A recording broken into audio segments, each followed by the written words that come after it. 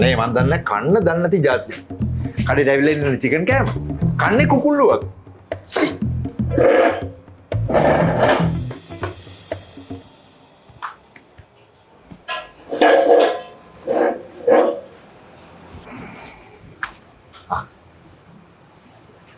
මොනවද වෙනස? මට බිත්තර බුල්ෂයි එකක් දාලා කෑම එකක් ගේන්න.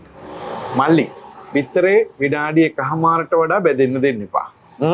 සුදු මදේ ගානට තියෙන්න ඕන. කහ මදේ වැඩිය හයි වෙන්න දෙන්න එපා.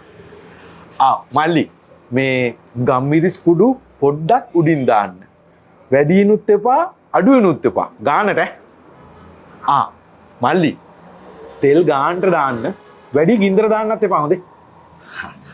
හරි සර්. හරි. මල්ලි මට ඕන ෆාම් බිත්තරයක් නෙවෙයි. ගම් බිත්තරයක්. ගමේ බිත්තර. සර් ගමේ මොන කිකිලකින්ද බිත්තරේ ඕනේ?